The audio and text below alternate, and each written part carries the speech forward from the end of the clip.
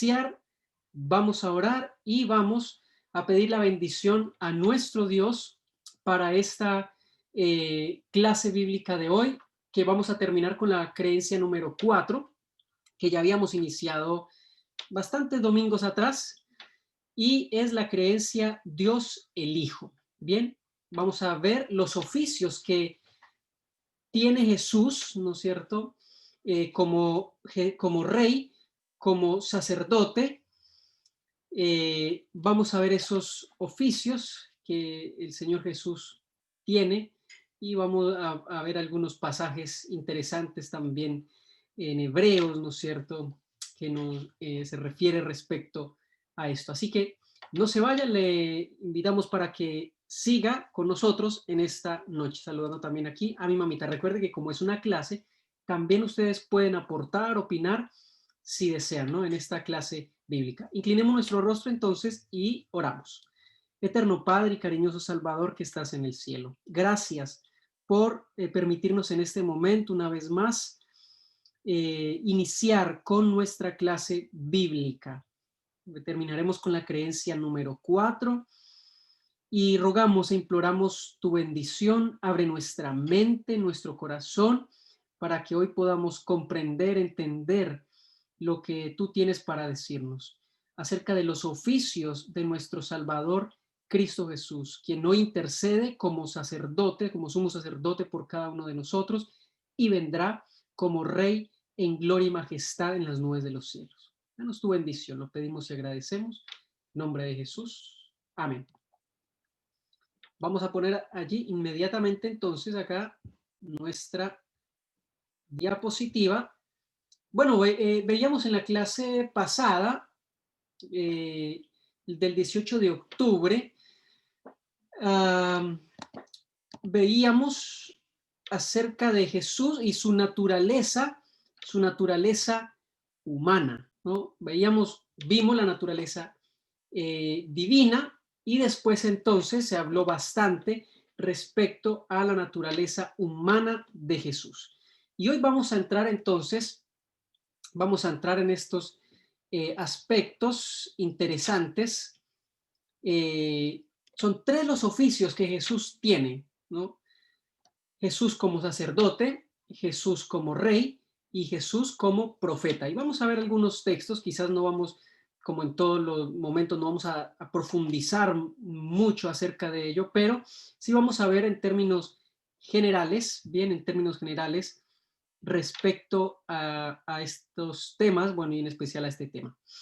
Los oficios, como acabé de mencionar, los oficios de profeta, sacerdote y rey eran exclusivos y requerían en general, para estos tres personajes en especial, de una consagración a través del ungimiento. En ese tiempo se ungía con aceite, y eso lo encontramos allí, como ustedes pueden ver en los pasajes. Primero de Reyes 19:16.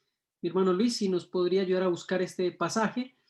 Y yo leo segundo libro de Samuel 5:3. Entonces, primero de Reyes 19:16 nos hace mención acerca de la importancia o de lo que requería alguno de estos tres oficios como iniciación, ¿no?, que era a través de la unción. Bien, primero de Reyes 19:16.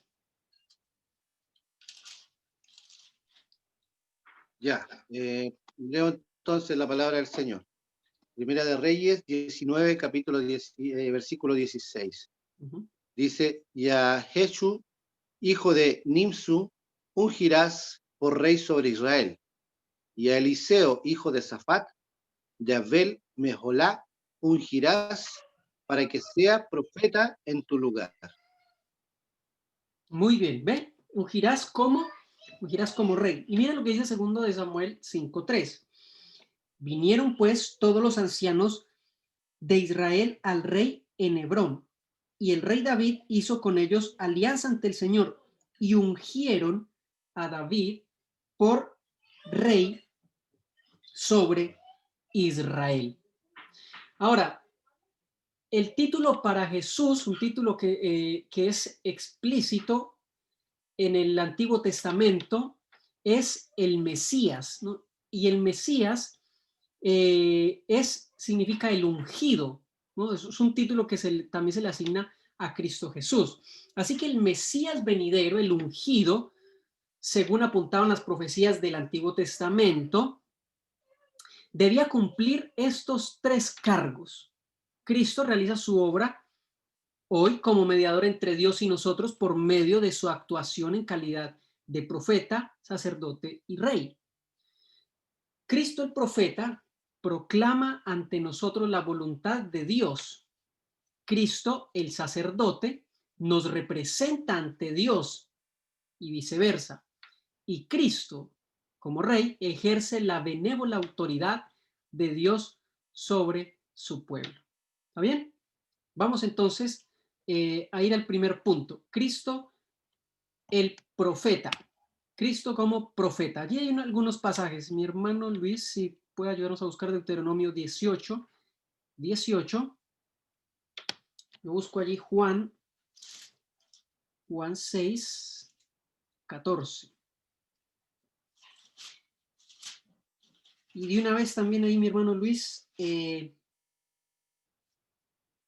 Lucas 13:33 de una vez. O sea, Deuteronomio 18:18 y Lucas 13:33.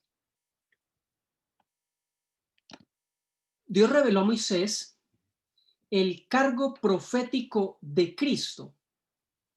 Vamos a leerlo en Deuteronomio 18:18. Deuteronomio 18:18. Ya, dice así la palabra del Señor. Profeta les levantaré de en medio de sus hermanos, como tú, y pondré mis palabras en su boca, y les hablará todo lo que yo le mandaré. Muy bien, mire lo que dice. Profeta les levantaré en medio de sus hermanos como tú y pondré mis palabras en su boca. Entonces, Dios está diciendo, ¿no? Es profeta levantaré en medio de sus hermanos. Los contemporáneos de Cristo reconocieron el cumplimiento de esta predicción. Mire lo que dice en Juan 6:14. Dice, entonces al ver esta milagrosa señal, milagrosa señal que Jesús había hecho, esos hombres dijeron, realmente este es el profeta que había de venir al mundo. Muchos hoy consideran que Jesús sí es un profeta, un maestro, un buen hombre, bueno, y muchas otras cosas se dicen.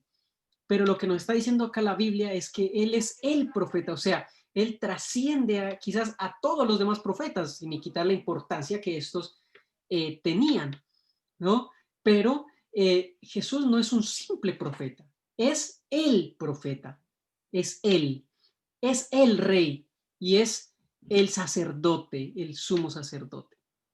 Jesús también en Lucas 13:33 podemos leer, ¿no es cierto, mi hermano? Donde Jesús se describe a sí mismo como profeta. ¿Qué nos dice Lucas 13:33? Dice así, sin embargo, es necesario que camine hoy y mañana y pasado mañana, porque no es posible que un profeta muera fuera de Jerusalén. Miren, clarito, ¿no? Está clarito de que Jesús, ¿no es cierto? No es posible que un profeta muera, haciéndose referencia a él. Ahora, ¿qué es lo que hacía el profeta para poder nosotros descubrir, bueno, acá me están saludando aquí Ever, acá estamos, dicen, muy bien, muchas bendiciones, mi querido Ever, que nos está acompañando en la clase bíblica de hoy. Entonces, ¿qué importancia o qué elemento importante tiene el profeta, ¿no? Quien profetiza, ¿no? Ahora, ¿dónde podemos encontrar a Jesús actuando como profeta? Es claro, en Mateo capítulo 24, versículo 1 al 51, allí Jesús actúa como profeta, hablando sobre los eventos futuros que habían de acontecer para el mundo. y eventos que se han cumplido a la perfección. Entonces Jesús allí está actuando como profeta. Antes de su encarnación, Cristo llenó a los escritores bíblicos del poder de su Santo Espíritu, como nosotros muy bien lo sabemos, ¿no? Porque los santos hombres fueron inspirados por el Espíritu Santo. Y les dio profecías relativas a sus sufrimientos y las glorias que habrían de venir. Esto está en Primera de Pedro 1:11, que dice así: procurando descubrir el tiempo y las circunstancias que señalaba el Espíritu de Cristo que estaba en ellos cuando padecía las aflicciones que habían de venir a Cristo y las glorias que seguirían. Después de su ascensión, Jesús continuó revelándose a su pueblo. La Escritura especifica que le habría de conceder su testimonio, esto es, el espíritu de profecía, a su fiel remanente. Vamos entonces ahora a avanzar rápidamente un poco a Cristo como sacerdote. Cristo como sacerdote. El sacerdocio del Mesías fue establecido firmemente por juramento divino. Eso lo encontramos en Salmo 110:4, que dice: juró Jehová y no se arrepentirá, tú eres sacerdote para siempre según el orden de Melquisedec. Su sacerdocio mediador tenía dos fases.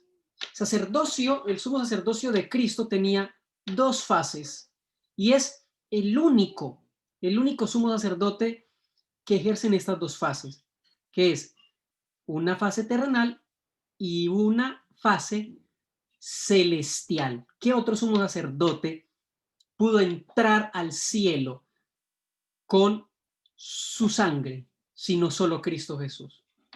El sacerdocio terrenal de Cristo, entonces, vamos a ver este punto, ¿no? El sacerdocio terrenal, el oficio del sacerdote, junto al altar de los holocaustos, simbolizaba el ministerio terrenal de Jesús. El Salvador, Cristo Jesús, cumplía perfectamente todos los requisitos necesarios para el oficio de sacerdote.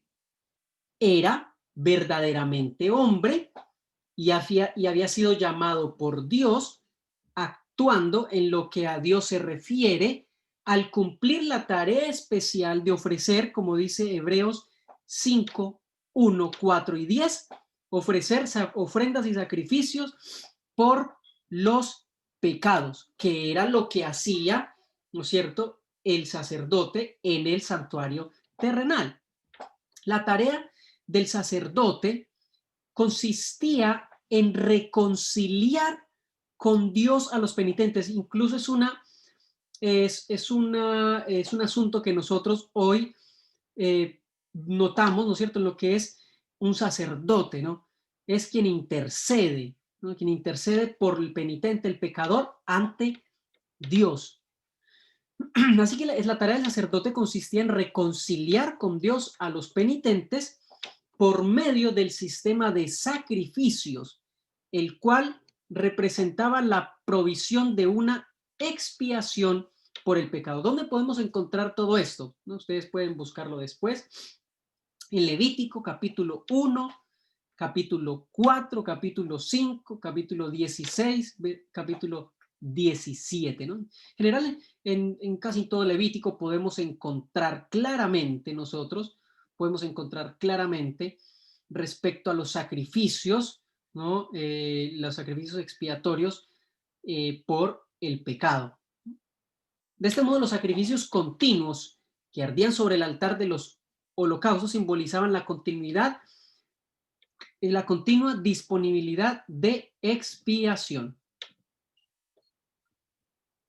Bien, pero esos sacrificios en el antiguo santuario no eran suficientes.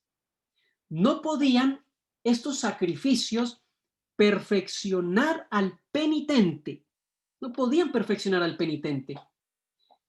No podían quitar los pecados ni producir una conciencia limpia. como dice Hebreos 10, 1 al 4. Mira lo que dice Hebreos 10, 1 al 4, porque la ley siendo la sombra de los bienes venideros, la ley siendo la sombra, no las realidades mismas, nunca puede por los mismos sacrificios que se ofrecen de continuo cada año, dar la perfección a los que se acercan. De otra manera cesarían de ofrecerse, porque los que tributan este culto, purificados de una vez, no tendrían más conciencia de pecado. Al contrario, con ellos se renueva cada año el recuerdo de los pecados, porque la sangre de los toros y los machos cabríos no puede quitar los pecados. Por eso cuando Cristo vino al mundo dijo, sacrificio y ofrenda no quisiste, pero me preparaste un cuerpo. Esos sacrificios, en el antiguo Israel entonces, señalaban los sufrimientos vicarios y la muerte expiatoria de Cristo, nuestro Señor y Salvador, Jesús. Él, el Cordero de Dios, se convirtió por nosotros, Dios lo hizo pecado, como ya habíamos visto en una clase anterior, se hizo pecado al tomar la carne, se convirtió por nosotros en pecado, no cometiendo nunca pecado, sino que al llevar los pecados de todos nosotros, de esa forma se hizo, como simbólicamente, pecado por nosotros, llegando a ser maldición, porque dice que maldito todo aquel que muere en un madero, y su sangre nos limpia de todo pecado. Así pues, entonces, durante su ministerio terrenal, Cristo fue ambas cosas. Fue sacerdote y ofrenda. Fue las dos cosas. Fue tanto el que ofrecía el sacrificio como el sacrificio mismo. Su muerte en la cruz fue parte de su obra sacerdotal. Después de su sacrificio en el Gólgota, su intercesión sacerdotal se centró entonces en el santuario celestial. Y es la segunda parte que entonces veremos en esta diapositiva. Ahí mi hermano Luis, si puede buscarlo después ahí, Hebreos 2, 17 y 18. Y yo busco 4, 15 y 5, 2. Hebreos 2, 17 y 18. El ministerio sacerdotal que Jesús comenzó en este mundo se completa en el cielo, quien hoy en el santuario celestial también ejerce su obra como sumo sacerdote. La humillación que Cristo sufrió en este mundo como el siervo sufriente de Dios lo calificó para ser nuestro sumo sacerdote en el cielo. Vamos a Hebreos 2, 17 y 18.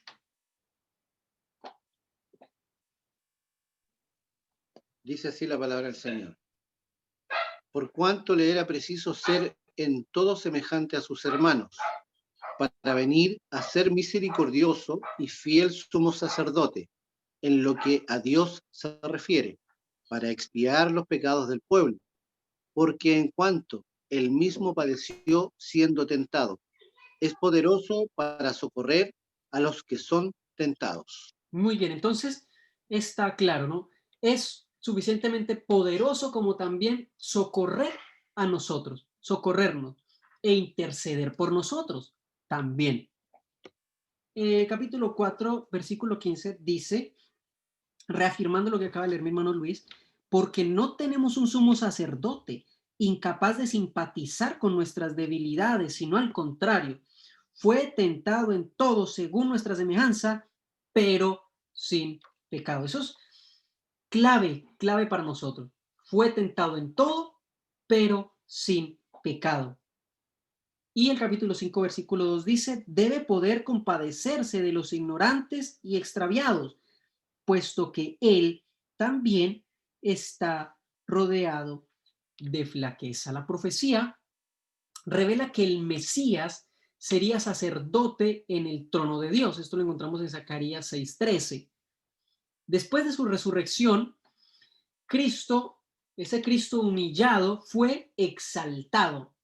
Ahora, como sumo sacerdote, hoy se sienta a la diestra del trono de la majestad en los cielos, como dice Hebreos 8, 1 y 2, ministrando en el santuario celestial. Mire lo que dice, lo principal de lo que venimos diciendo es que tenemos un sumo sacerdote que se sentó a la diestra del trono de la majestad del cielo, en el cielo, y es ministro del santuario, de aquel verdadero santuario que el Señor levantó y no el hombre. Todo lo que estaba acá en la tierra era una sombra de lo que había de venir, pero la realidad es Cristo, y la realidad es Cristo y su santuario en el cielo. Ese es el verdadero santuario donde Él ministra ahora por cada uno de nosotros.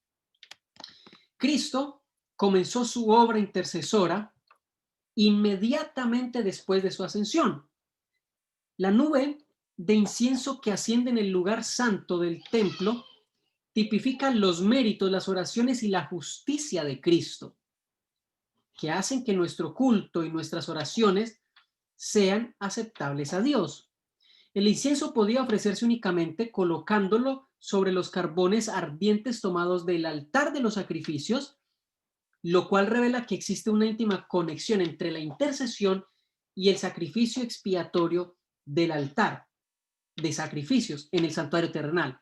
De este modo, la obra intercesora de Cristo es fundamentada en los méritos únicamente del completo sacrificio expiatorio de Cristo Jesús. La intercesión de Cristo provee, por lo tanto, para nosotros ánimo, como dice Hebreos 7:25. Dice, por eso Jesús puede salvar por completo a los que por medio de él se acercan a Dios, ya que está siempre vivo para interceder por ellos.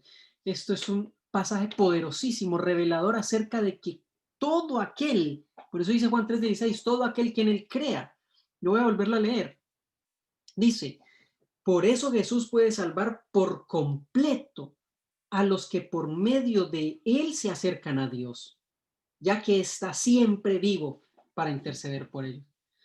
Si vamos a Jesús y le aceptamos, entonces estamos a salvo, porque Él es nuestro intercesor. Él es nuestro representante perfecto ante el Padre.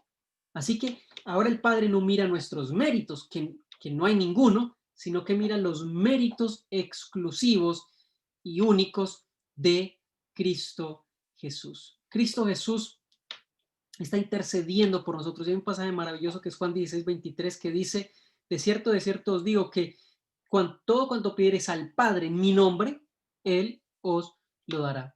El Señor Jesús hoy intercede por cada uno de nosotros. Qué maravilloso.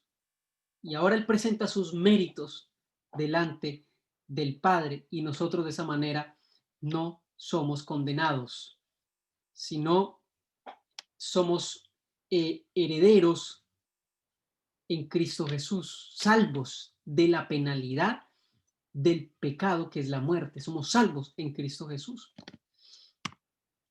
Ahora vamos al último punto que nos queda y es Cristo como Rey. Cristo el Rey. El Salmo 103:19 dice que Dios estableció en los cielos su trono y su reino domina sobre todos. Y ahí, mi hermano querido Luis, búsqueme por favor Salmo 45:6 para leerlo. Salmo 45:6 y yo leo Hebreos 1, 8 y 9. Salmo 45:6. Cristo, como el Dios hombre, ejerce su autoridad real sobre los que le han aceptado como su Señor y Salvador. Mira como dice allí Salmo 45:6. Dice así, tus saetas agudas, ¿con qué caerán pueblos debajo de ti? Penetrarán en el corazón de los enemigos del rey. Salmo 45:6. Perdón, estaba leyendo el 5. Bueno, 45. dice el 6 entonces. Tu trono, oh Dios, Exacto. es eterno y para siempre. Cetro de equidad es el cetro de tu reino. Muy bien. Tu trono, oh Dios, es eterno. trono de Dios es eterno. Y para siempre. Y para siempre. Y mira lo que dice Hebreos 1, 8 y 9. En cambio, al Hijo le dice, mire, acabamos de leer, el trono de Dios es eterno y para siempre. Y mira lo que dice Hebreos 1, 8 y 9. En cambio,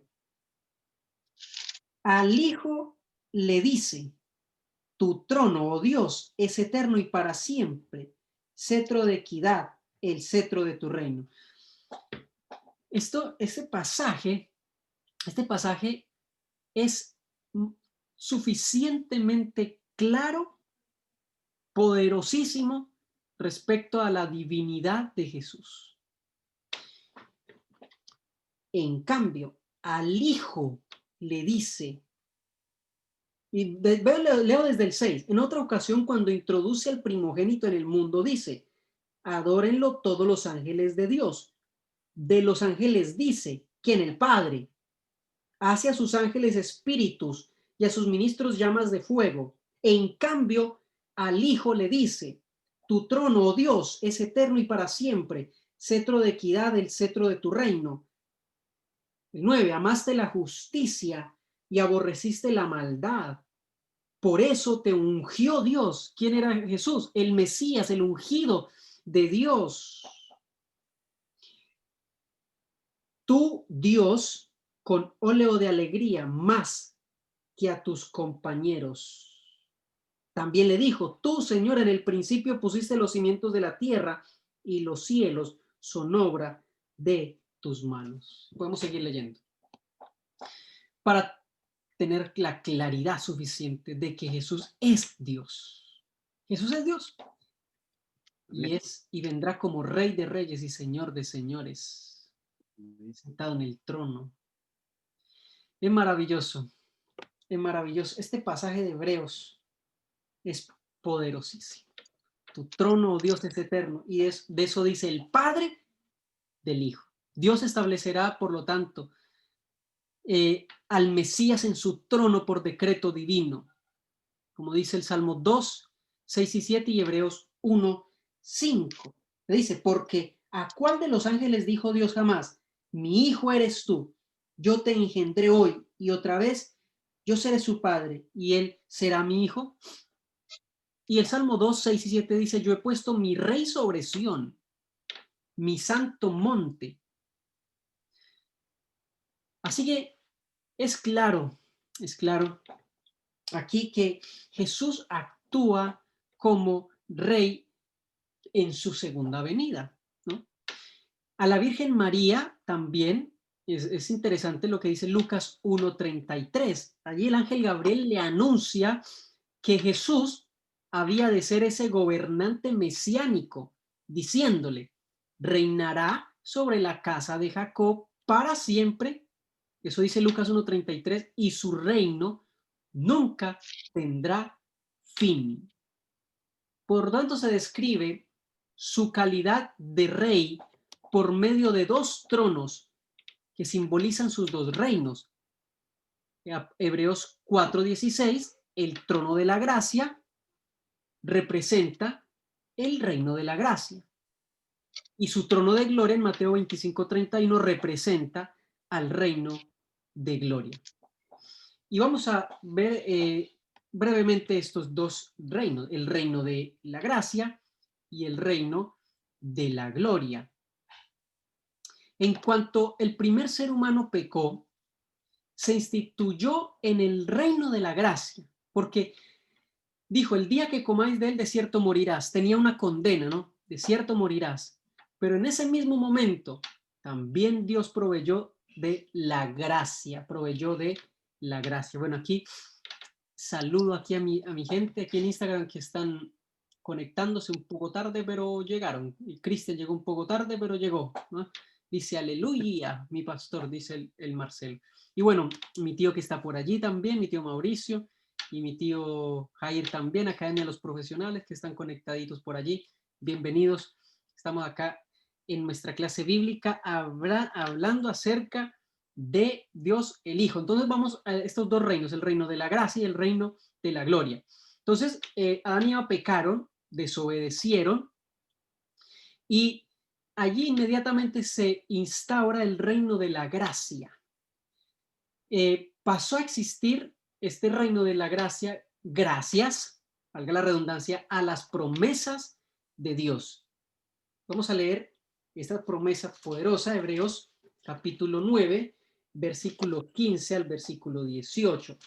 Hebreos 9, 15 al 18. Por eso, Cristo es mediador del nuevo pacto, para que ahora que Él murió para perdonar los pecados cometidos bajo el primer pacto, los que son llamados reciban la promesa de la herencia eterna. Porque donde hay testamento, es necesario que intervenga la muerte del testador. Con la muerte, el testamento queda confirmado y no es válido entre tanto que el testador vive. Por eso, ni aun el primer pacto fue inaugurado sin sangre. Cuando Jesús exclamó en la cruz, consumado es, se cumplieron los requisitos del plan de redención y allí entonces se ratificó, al derramar su sangre en el Calvario, se ratificó el nuevo pacto. La proclamación que hizo Jesús en Marcos 1:15, donde dice, el tiempo se ha cumplido y el reino de Dios se ha acercado, constituía esto una referencia directa al reino de gracia, que pronto sería establecido por su muerte. Este reino, el reino de gracia, fundado sobre la obra de redención y no sobre la creación, recibe a sus ciudadanos a través de la regeneración, es decir, a través del nuevo nacimiento. Y es ahí donde entra entonces cuando el Señor Jesús le dice a Nicodemo, el que no naciere de agua y del Espíritu no puede entrar en el reino de Dios, porque lo que es concebido de la carne es carne y lo concebido del Espíritu es espíritu. Por lo tanto, lo mismo con el reino de la gracia. Nosotros aceptamos a Cristo como Salvador personal y manifestamos públicamente en el agua que hemos aceptado a Cristo como nuestro Salvador. Y después de esto, entonces, participamos nosotros de la cena del Señor, el pan y del vino y del lavamiento de los pies. Entonces, este reino, el reino de gracia, fue fundado sobre la obra de la redención, ¿no es cierto? Todos en el mundo somos hijos de Dios por creación, pero somos hijos por redención. Todos somos creados por Dios, pero hijos de redención son aquellos que aceptan el sacrificio expiatorio de Cristo Jesús. No podemos ser hijos de redención si yo no acepto el sacrificio hecho en mi lugar, en mi favor, en mi favor. Por lo tanto, el reino de gracia no se manifiesta en apariencias externas, sino por su efecto en el corazón de los oyentes. No es algo externo, no es un reino de este mundo, sino un reino de verdad. Como dice Juan 18:37, dices que yo soy rey.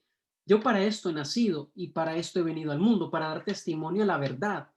Todo aquel que es de la verdad oye mi voz. Y el apóstol Pablo, también hablando sobre esto, dice que este reino es justicia, paz y gozo en el Espíritu Santo, el cual nos ha trasladado al reino de su amado Hijo. El establecimiento de este reino fue una experiencia muy, muy dolorosa, lo cual confirma que no hay corona sin una cruz. Al fin del ministerio público, Jesús, el Mesías, el ungido, el Dios hombre, entró a Jerusalén como el legítimo heredero del trono de David, sentado en un pollino, según la costumbre relativa judía, según la costumbre judía, respecto a la entrada triunfal del rey, a una procesión real, según Zacarías, lo encontramos también en Zacarías 9:9. Y durante su entrada triunfal en la ciudad real, una multitud, dice Mateo 21:8 y 9, una multitud que era muy numerosa, tendían sus mantos en el camino, y otros cortaban ramas de los árboles y las tendían en el camino, y la gente aclamaba diciendo: Hosana, Hosana, al hijo de David, bendito el que viene en el nombre del Señor. Entonces allí se presenta Jesús, presenta a Cristo como el rey mesiánico, el rey prometido, el Mesías. Sin embargo, desgraciadamente se levanta una terrible oposición contra su derecho real. Ellos esperaban un rey que entrara portentosamente, ¿no? Jubiloso, ¿no? Bueno, y que viniera de una familia real, pero no fue así, una familia real humana, sino que fue más allá de esto. Aquel que venía era el rey de reyes, el rey todopoderoso. La ira satánica contra el inocente Hijo de Dios alcanzó su culminación, y en un periodo de 12 horas, los defensores de la fe, el Sanedrín, lo hicieron arrestar secretamente, lo llevaron a juicio y lo condenaron a muerte.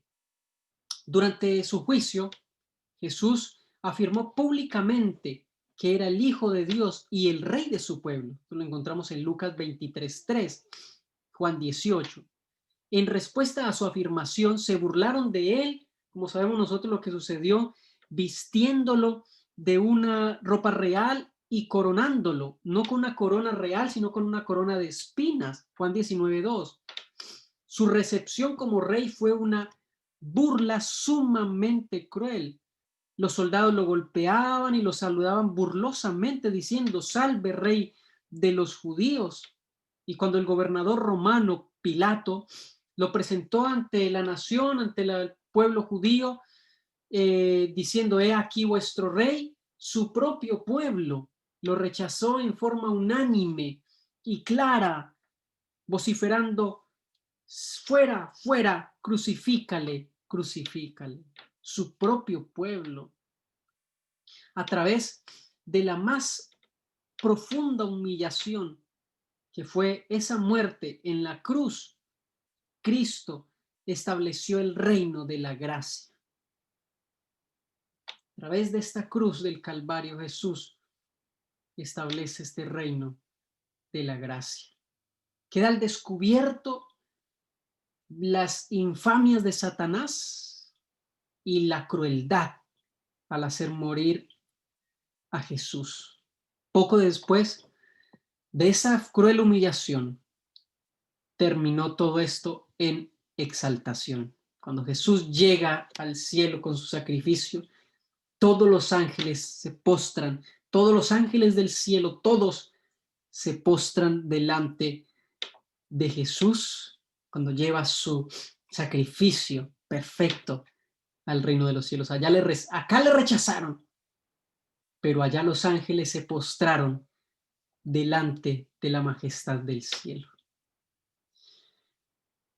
Y eso es lo que quizás puede pasarnos a muchos, va a pasarle a los hijos del Señor. Aquí va a haber sufrimiento fatal, pero cuando lleguemos allá, entonces la bienvenida que nos dará el juez justo, nuestro Rey, nuestro amante y cariñoso Salvador. Y por último, entonces, el reino de la gloria. En el monte de la transfiguración se representó el reino de la gloria. Allí, en el monte de la transfiguración, Cristo se presentó en su propia gloria. En Mateo 17:2 dice que resplandeció su rostro como el sol y sus vestidos se hicieron blancos como la luz, que es lo comúnmente conocido el monte de la transfiguración. Moisés y Elías estaban allí en representación de los redimidos. Moisés representa a los que murieron en Cristo, pero serán resucitados, y Elías representa a los que serán trasladados al cielo sin experimentar la muerte en la segunda venida. El reino de gloria será establecido en medio de acontecimientos cataclísmicos cuando vuelva Cristo, según Mateo 24:27 y lo que leemos en todo el capítulo de Mateo 24. Después del juicio que él está haciendo ahora, que es el juicio investigador, Cuando esta obra mediadora del Hijo del Hombre, de Jesús, en el santuario celestial haya concluido, entonces dice Daniel capítulo 7, versículo 9, 10 y 14, que el anciano de días, el Dios el Padre, le conferirá el dominio, gloria y reino. Entonces el reino y el dominio y la majestad de los reinos debajo de todo el cielo será dado al pueblo de los santos del Altísimo, cuyo reino es reino eterno, y todos los dominios le servirán y obedecerán. El reino de la gloria entonces será establecido en este mundo al final de los 1000 años, cuando la nueva Jerusalén, como dice Apocalipsis 20 y 21, descenderá del cielo engalanada como una novia ataviada para su esposo. Mi querido hermano y hermana, si aceptamos a Jesús como nuestro Salvador personal, hoy podemos convertirnos en ciudadanos de su reino de gracia. Cuando le aceptamos como nuestro sustituto, cuando le aceptamos como nuestro sumo sacerdote, como nuestro sacrificio, y participar entonces, al habernos convertido en Cristo Jesús, ciudadanos del reino de la gracia, participaremos entonces, cuando Él vuelva y reinaremos y estemos con Él, participaremos del reino de la gloria, cuando vuelva por segunda vez. Ante nosotros se extiende una vida con posibilidades ilimitadas. Hoy vivimos en un mundo limitado que nos envuelve y nos desvirtúa las verdades poderosísimas que hay en la palabra. La vida que Cristo ofrece no es una existencia llena de fracasos y esperanzas y sueños esparcidos aquí y allí y llena de promesas sin cumplir, no, sino una vida de crecimiento, una vida llena de éxitos en compañía de nuestro Salvador personal. La vida que el Señor Jesús ofrece es una vida que despliega cada día más y más, cada vez más y más el amor genuino, el gozo, la paz, la benignidad, la bondad, la fe, la mansedumbre y el autocontrol. Es decir, como leemos en Gálatas 5:22, los frutos de la relación que Jesús ofrece a todo aquel que le ofrece su vida. Ahora, ¿quién podrá resistirse a un ofrecimiento así? ¿Cambiar todo lo sucio y lo malo, los pecados, por un reino de gracia y de bondad, por un reino de gloria, por una vida sin mancha en Cristo Jesús? ¿Quién puede más ofrecer esto? ¿Y quién rechazará un ofrecimiento tal? Espero que tú no lo rechaces y que el ofrecimiento que hace Jesús de hoy darnos vida eterna sea una realidad en nuestra vida. Que el Señor nos bendiga, que el Señor nos ayude a comprender más profundamente la palabra del Señor, que el Señor nos ayude a entender los designios, su voluntad para nuestra vida. No es una vida en este mundo, no sé, de todo alegrías, todo flores y rosas, ¿no? Porque hasta las rosas tienen espinos y en este mundo no podemos esperar que todo sea bueno, que todo salga bien, no. Es un mundo lleno de dolor, de aflicción, de lágrimas, pero pronto Jesús vendrá y hoy podemos acceder al trono de la gracia a través de Cristo Jesús, ser herederos del reino de la gracia en Jesús. Y Él, cuando vuelva, entonces heredaremos el reino de la gloria, estando con Él, viviendo por toda la eternidad. Que el Señor le bendiga grandemente, mi querido hermano y hermana, en esta hora de la tarde, y que podamos nosotros hacer la mejor elección, las mejores elecciones, y que sepamos hoy que Jesús es Dios 100% y que es hombre 100%, y que hoy intercede por cada uno de nosotros como nuestro gran sumo sacerdote en el santuario, en el verdadero santuario que está allí en los cielos. Vino, sufrió en este mundo, pero hoy hoy vive por la eternidad. Siempre ha existido Jesús y hoy está presente con cada uno de nosotros a través del ministerio del Espíritu Santo, que es nuestra quinta creencia que vamos a estudiar a partir del próximo martes, si así el Señor lo quiere, y vamos a ver el ministerio de Dios el Espíritu Santo, la persona del Espíritu Santo. Que el Señor nos bendiga. Vamos a terminar con una oración. Oremos. Eterno Padre y cariñoso Salvador que estás en el cielo, te damos muchas gracias por tu palabra. Muchas gracias, Señor, porque hoy intercedes por cada uno de nosotros. Hoy actúas como nuestro abogado, nuestro sumo sacerdote, y pronto, Padre, volverás coronado como Rey de Reyes y Señor de Señores que eres. Vendrás a liberarnos, a rescatarnos y a llevarnos al reino de la gloria. Pero hoy, oh Padre, queremos acceder a través de Jesús al reino de la gracia, de la redención, la salvación en Jesús. Ayúdanos, ayúdanos, oh Padre, a depender siempre de ti y aceptar tus méritos suficientes en vez de los nuestros. Bendícenos en este resto de noche. Lo pedimos y agradecemos, oh Padre, en el nombre poderoso de Cristo Jesús, nuestro Salvador. Amén. Que el Señor me les bendiga grandemente. Bueno, terminamos con la transmisión de Facebook. Que el Señor me les bendiga aquí a los que están en esta red social de Facebook y que tengan una feliz noche.